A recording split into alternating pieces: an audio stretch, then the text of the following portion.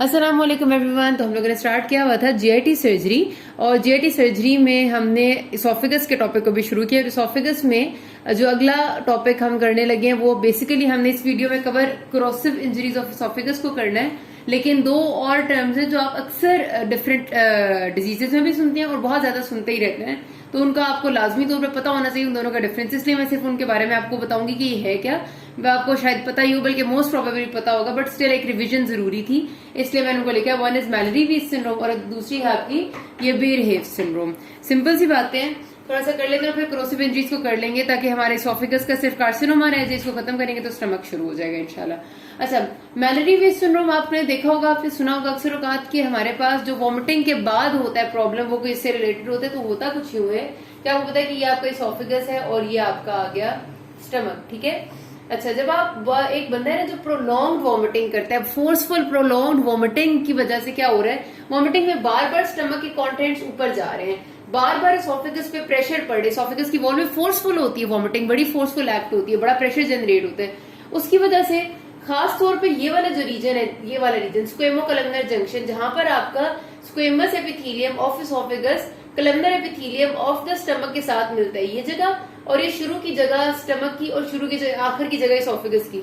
इस जगह पे प्रेशर क्योंकि बहुत ज्यादा पड़ रहा होता है स्पेसिफिकली, तो यहाँ पर ना आपके प्रोलॉन्ग्ड वॉमिटिंग के लोगों में इसकी वॉल में, मतलब इस जगह वाली वॉल में क्या होता है कि inner most layer of wall आपकी कौन सी है, म्यूकोजा। म्यूकोजा में ना छोटे छोटे से जख्म बन जाते हैं। आसान लफ्जों में मैं कहूंगी, जाहिर सी बात है, आपको पता है कि अगर हम किसी जगह पर बहुत बार बार प्रेशर डालते हैं, अपने हाथ को ही देख लें, एक छुरी ले लें आप और बार बार आप सब्जी काट लें, तो छुरी का, ये नहीं मैं कह रही कि उसका जो आपको एंड है, जो उसका शार्प एंड है वो आपको काट रहा है, उसकी प्रेशर की वजह से भी ना बार बार अगर आप एक जगह पर कोई काम करते हैं तो वो जगह आपकी या तो सख्त हो जाती है या वहां पर हल्का हल्का से छोटे छोटे जख्म बनने लग जाते हैं। तो यही होता है कि बार बार प्रेशर बढ़ने की वजह से ये वाली जगह पर आपकी खास तौर पे प्रेशर का इफेक्ट ज्यादा आता है, और वॉमिटिंग में आपकी इन जगहों पर इस जगह की वॉल की म्यूकोजा में आपके छोटे छोटे से टीयर्स बन जाते हैं। जख्म क्या होते हैं, टीयर इन म्यूकोजा, उसको हम कहते हैं मैलरी-वीज सिंड्रोम। उसकी वजह से प्रॉब्लम ये होती है कि जाहिर है अब ये म्यूकोजा में टीयर बन गए तो वो ब्लीडिंग होगी थोड़ी बहुत, बहुत ज्यादा मैसिव ब्लीडिंग नहीं होती क्योंकि सिर्फ म्यूकोजा में होता है। बहुत होता है जो टीयर है, जख्म है, वो सब म्यूकोजा तक जाता है, उससे ज्यादा नहीं जाता। आपको पता है लेयर में तो म्यूकोजा भी है, सब म्यूकोजा है, फिर मस्कुलरिस है, और फिर आपकी सिरोजा या एडवेंटिशिया होती है, यहाँ पर एडवेंटिशिया है। तो आपका म्यूकोजा और सब म्यूकोजा तक लिमिटेड रहता है ये, और इसमें से थोड़ी बहुत जो जख्म की वजह से ब्लीडिंग होती है, वो आपकी ब्लीडिंग दोनों तरह से शो होती है। वो आपकी ब्लीडिंग जब आपकी वॉमिटिंग में जाएगी तो उसको हेमेटोमेसिस कहेंगे कि आपकी वॉमिटिंग में साथ ब्लड आ रहा है, और यही ब्लीडिंग जब आपकी नीचे चली जाती है और फीसिस में शो होती है तो उसको मेलिना कहते हैं। तो आपका मेलिना भी हो सकता है, हेमेटोमेसिस भी हो सकता है, ठीक है। तो ये चीज होती है आपकी मैलरी-वीज सिंड्रोम। हमने फिर जाहिर ऐसे पेशेंट्स को एक तो उसकी वॉमिटिंग को प्रिवेंट करने के लिए कुछ ना कुछ करना होता है। पेशेंट्स तो आपकी हेमेटोमेसिस के साथ ही प्रेजेंट करते हैं, साथ सिवियर वॉमिटिंग, एनरिचिंग होती है, पेन होती है उन्हें। और मैनेजमेंट में फिर हमने एंडोस्कोप डाल के ना, कंफर्म भी हो जाता है उससे कैमरा से एंडोस्कोप की, और स्क्लेरोथेरेपी करनी होती है। वही छोटा सा प्रोसेस होता है, बाहर इतनी डिटेल में जाने की जरूरत नहीं, किसी और वीडियो में आपको जाहिर है स्क्लेरोथेरेपी की भी कहीं ना कहीं डिटेल आ जाएगी। अगली जो चीज है ना, बेर-हेव सिंड्रोम, ये इससे डिफरेंट है। बेर-हेव सिंड्रोम में बेसिकली होता है ये कि full thickness rupture of the oesophagus, आप समझे, मतलब ये कि आपका इसोफेगस की म्यूकोजा, सब म्यूकोजा, मस्कुलरिस, सिरोजा, सब कुछ रप्चर हो गया। होता ये भी यूं ही है कि आपका किसी वजह से, सपोज ये कि वॉमिटिंग ही हुई और वॉमिटिंग की वजह से बहुत जोरदार तरीके से आपका यहाँ पर प्रेशर इंक्रीज हुआ, और प्रेशर इंक्रीज हुआ, लेकिन प्रॉब्लम ये हुई कि वॉमिटिंग वाले कंटेंट्स बाहर नहीं निकल सके। सपोज करते हैं कि ऊपर आपका फेरेंजियल रीजन और ग्लोटिस बंद था, बहुत ज्यादा प्रेशर बिल्डअप हुआ इस जगह पे, लेकिन वो प्रेशर रिलीज नहीं हुआ। प्रेशर तो रिलीज तब होता है ना जब वो वॉमिटिंग के कंटेंट्स निकल जाते, वो प्रेशर इधर थोड़ी देर के लिए सस्टेन रहा क्योंकि वॉमिटिंग कंटेंट्स नहीं निकल सके, तो उसने क्या किया कि रप्चर कर दिया पूरी की पूरी वॉल ऑफ इसोफेगस को, और सब कुछ आपकी इस कैविटी में, आपकी जो चेस्ट कैविटी है यहाँ पर फैल गया। उसको हम कहते हैं बेर-हेव सिंड्रोम। तो बेर-हेव सिंड्रोम डेफिनेट सी बात है कि मैलरी-वीज से ज्यादा इमरजेंसी की सिचुएशन होती है क्योंकि इसमें पूरे की पूरी रप्चर हो जाती है, और आपने इसमें पेशेंट आपको प्रेजेंट इसी तरह करता है कि मुझे बहुत शदीद सीने में दर्द शुरू हुआ है अचानक, जैसे अंदर कुछ फट गया हो, लेकिन उसको वॉमिटिंग बहुत थोड़ी सी आई होती है, बहुत हल्की फुल्की, या फिर आई नहीं होती। तो ये उसकी प्रेजेंटेशन होती है, और आपको जाहिर कंफर्म हो जाता है जब आप उसको, या तो पेशेंट केस में वैसे ऑनेस्टली अगर आप फौरी तौर पे इसकी मैनेजमेंट सर्जरी से नहीं करेंगे तो पेशेंट की डेथ के चांसेस बहुत ज्यादा होते हैं क्योंकि सब कुछ आपकी थोरेसिक कैविटी में फैल चुका होता है। तो इसलिए आपने इसको अर्ली मैनेजमेंट करना है। बहरहाल आपको डिफरेंस पता होना चाहिए।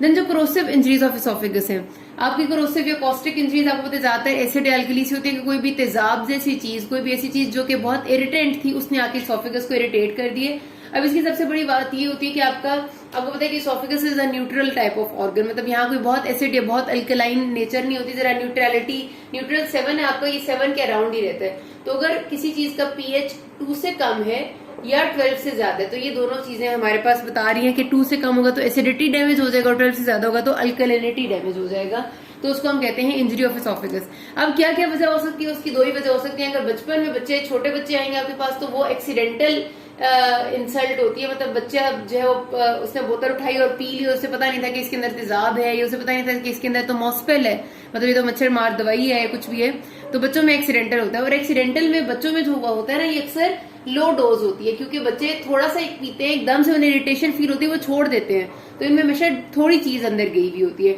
जबकि एडल्ट्स अगर आपके पास प्रेजेंट करते हैं तो वो सुसाइड केसेस ही होते हैं 99% ऑफ केसेस में। एक्सीडेंटल तो एडल्ट्स कभी भी नहीं पीते, तो सुसाइड में वो लोग काफी ज्यादा इनटेक के साथ आए होते हैं अक्सर औकात, ठीक है। तो ये 2 आपके पास प्रेजेंटिंग कॉजेज होते हैं। इसमें अब आपको ये होता है कि आपने पहले भी पढ़ा था और ये एमसीक्यू में बात आती भी होती है हमेशा कि डैमेज जो है ना वो हमेशा अल्कलीज ज्यादा करते हैं। वजह ये होती है कि देखने में हमें ये लगता है कि तेजाब ज्यादा डैमेज कर रहा होगा, जैसे हमारे पास जो जिनसे नॉर्मली आप टॉयलेट क्लीनर्स होते हैं वो तेजाब होते हैं, बड़े सख्त किस्म के तेजाब होते हैं। लेकिन प्रॉब्लम ये होती है कि एसिड जब अंदर जाता है तो ये चीजों को ना टिश्यूज को उधर ही कोएगुलेट कर देता है। लो पीएच होती है, कोएगुलेट का मतलब है जम जाते हैं। जब टिश्यूज उधर ही जम जाते हैं ना तो ये ज्यादा आगे पेनिट्रेट नहीं कर सकता। अब सपोज करते हैं कि एसिड गया मेरे इसोफेगस में और इसोफेगस की वॉल के टिश्यू को इसने एकदम से जाहिर सेल डेथ हुई और वहीं पर कोएगुलेशन होगी, वहीं पर जम गया, तो ये पेनिट्रेट करके आगे नहीं जा सकेगा, इसलिए एसिड का डैमेज लिमिट हो जाता है। लेकिन अल्कलाइन जो अल्कलीज है वो आपका नेक्रोसिस करते हैं, सेल डेथ करते हैं और वो जगह परफोरेट हो जाती है और ये आगे चले जाते हैं, इसलिए अल्कलीज का डैमेज हमेशा ज्यादा होता है। लेकिन क्योंकि स्टमक ऑलरेडी एसिडिक है, स्टमक की पहली एसिडिक पीएच है, उसमें अगर मजीद एसिड डाला जाएगा तो उसको जल्दी फर्क पड़ जाएगा क्योंकि वो पहले ही एसिडिक पीएच में रह रहा है। तो एसिड्स हमेशा स्टमक को बहुत सिवियरली डैमेज करते हैं, ठीक है।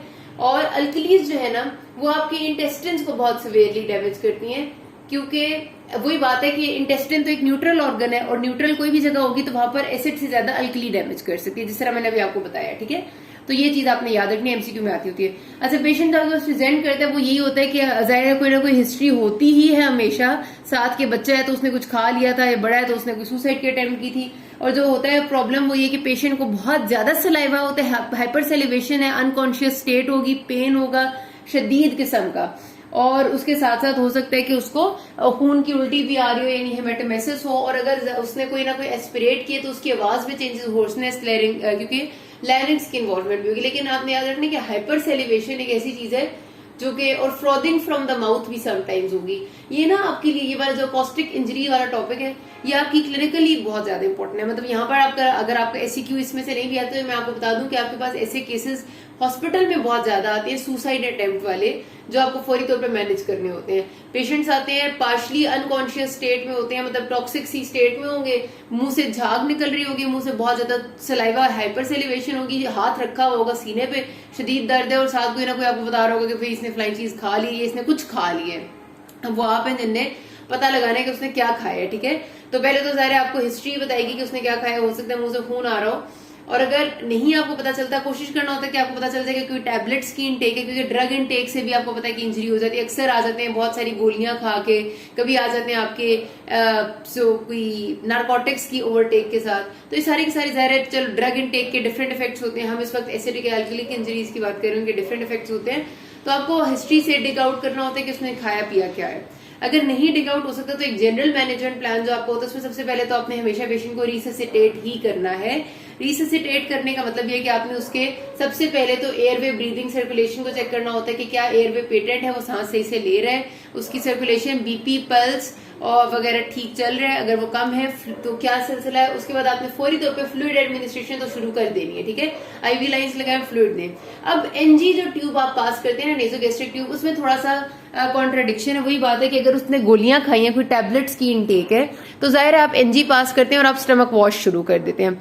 लेकिन आपको कंफर्म होना चाहिए कि वो उसने गोलियां ही खाई हैं। लेकिन अगर पेशेंट ने सपोज अल्कली एसिड ली है, तो अल्कली एसिड ने पहले आपकी इसोफेगस को डैमेज किया है और फिर आपके स्टमक तक गए हैं, तो जाहिर सी बात है कि ऐसे में इसोफेगस की वॉल इतनी नरम हुई भी होती है, इतनी फ्राइबल हुई भी होती है कि अगर हम एनजी ट्यूब पास करेंगे और वो जरा सी भी लग गई तो रप्चर हो सकता है इसोफेगस। तो इसलिए कभी भी आप एसिड या अल्कली इंटेक में एनजी पास नहीं करते, क्योंकि इसोफेगस के रप्चर होने के चांसेस होते हैं। लेकिन अगर गोलियों की इंटेक है तो उन्होंने इसोफेगस को तो डैमेज नहीं किया, वो तो स्टमक को डैमेज कर रही है और बाकी बॉडी को, तो फिर आपने एनजी पास करके स्टमक वॉश करना होता है। तो इसलिए आपने बात याद रखनी है। उसके बाद दूसरी इंपॉर्टेंट बात यहाँ पर ये है कि आपने एसिड या अल्कली अगर खाया हुआ है तो अगला सवाल हमसे पूछे कि क्या हम उसका, हमें सपोज किसी ने बता दिया कि वहां इसने तेजाब पिए यानी एसिड पिए, तो क्या हम उसे न्यूट्रलाइज करने के लिए अल्कलीज देंगे या नहीं देंगे। अब ये भी चीज ना बड़ी कॉन्ट्राडिक्टरी है। कुछ लोग कहते हैं, कुछ डॉक्टर्स रिकमेंड करते हैं कि देने चाहिए, कोई लाइट सा माइल्ड अल्कलाइन एजेंट देना चाहिए ताकि वो चीज न्यूट्रलाइज हो। कुछ लोग कहते हैं कि उससे डैमेज का इफेक्ट ज्यादा बढ़ जाता है, क्योंकि हो सकता है कि अंदर वॉल इतनी फ्राइबल हो चुकी हो कि जो आप माइल्ड अल्कली भी दें वो मजीद डैमेज कर दे। तो इसलिए कोशिश यही करनी चाहिए कि इतना बहुत ज्यादा ना ही, मतलब अवॉइड ही करो और इसी तरह से ठीक हो जाए। ठीक है, अच्छा फिर हमारे पास इनिशियल रिससिटेशन जब आपने कर लिया, आईवी लाइन मेंटेन कर ली, पेशेंट को थोड़ा बहुत आपने किसी हद तक स्टेबल कर दिया, फिर आपने अगली इन्वेस्टिगेशन शुरू करनी है। आप एक्सरे करेंगे।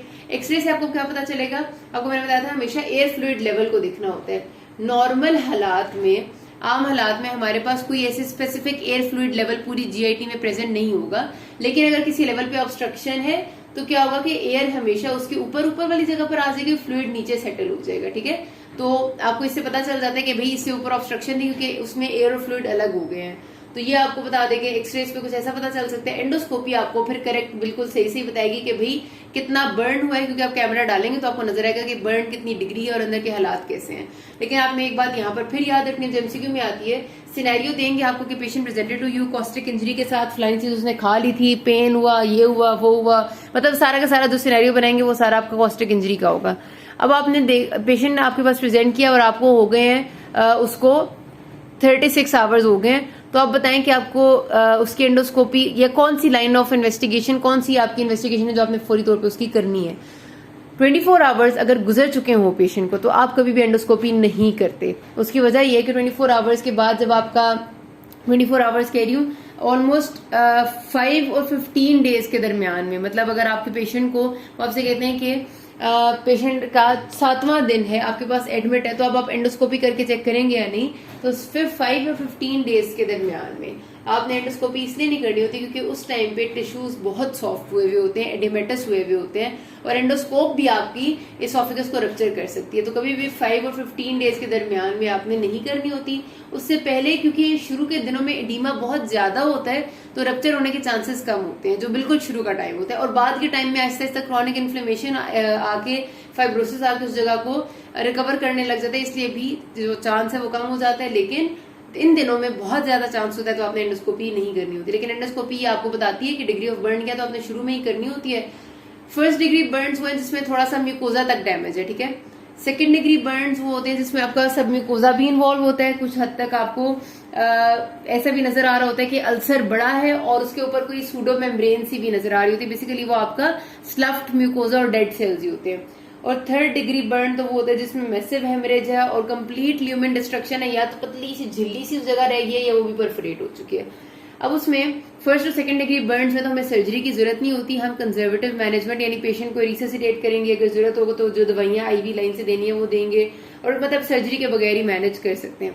थर्ड डिग्री बर्न्स या फिर एक से ज्यादा बर्न है जिसको बहुत मल्टीपल बर्न्स हैं, उस केस में हमें फिर उसकी सर्जरी करनी है। सर्जरी में क्या करना होता है, इसोफेगेक्टमी यानी इसोफेगस का वो पोर्शन रिमूव करना है जो बहुत शदीद बर्न्ड है और अगले और पिछले को जोड़ना है, या फिर आपने इसोफेगस के पोर्शन को रिमूव करते हैं और ऊपर वाला जो पोर्शन है उसको आप स्किन के साथ जोड़ देते हैं, नीचे वाले पोर्शन को आप जेजिनम के साथ डायरेक्ट जेजिनम तो नहीं कर सकते, नीचे वाले पोर्शन की स्टम्प को आप बंद कर देते हैं, मतलब कुछ टाइम के लिए ऐसा करते हैं, फिर बाद में इसको रिकंस्ट्रक्ट करते हैं, इसमें कोई स्मॉल इंटेस्टिन का लूप ला के, मतलब उधर से काट के और वो इधर डाल के इसको रिकंस्ट्रक्ट करते हैं। ऐसे प्रोसीजर, मतलब सर्जिकल प्रोसीजर से आपने इसको ठीक करना होता है। बाद में बहुत ज्यादा जो चांस होते हैं ना ऐसी इंजरीज में, वो स्ट्रक्चर्स डेवलप है। स्ट्रक्चर का मतलब है कि हमारे पास एक रास्ते में तंगी आ जाना परमानेंटली, यानी एक जगह फाइब्रोस हुई और फाइब्रोस होते होते वो तंग होगी। पहले मेरी कैनाल इतनी थी, अब वो इतनी हो गया उसका सुराख, ठीक है। और क्यों हुआ है, क्योंकि वो फाइब्रोसिस की वजह से वहां पर एक स्ट्रक्चर बन गया, तो बहुत ज्यादा स्ट्रक्चर्स बनने के चांसेस होते हैं। आपका नैरो पैसेज हो जाता है, पेशेंट को डिस्फेजिया हो जाता है, वो खाना नहीं खा पाता। और क्या हो सकता है, कैंसर्स डेवलपमेंट का चांस बढ़ जाता है, और फिस्चुला डेवलपमेंट का। फिस्चुला का मतलब होता है एबनॉर्मल कनेक्शन बनना, यानी एसोफिगस रप्चर हुआ था, अब एसोफिगस ने ट्रेकिया के साथ कनेक्शन बन गया। जब नया एसोफिगस बनना शुरू हुआ तो ये एसोफिगस पड़ा हुआ है, ये ट्रेकिया पड़ा हुआ है, नया टिश्यू जो है वो यहाँ तक चलते चलते ट्रेकिया तक आ गया, कनेक्शन बन गया। तो ऐसे कनेक्शंस बन जाना, स्ट्रक्चर्स बन जाना, और कैंसर का रिस्क बहुत बढ़ जाता है। आपको जो पता होना चाहिए वो ये कि आपने इनिशियल मैनेजमेंट कैसे करनी है, ठीक है, ये आपके लिए लाजमी है। यहाँ पर बात खत्म करते हैं, किसी कोई मसला हो कि नाज़मीन, थैंक यू।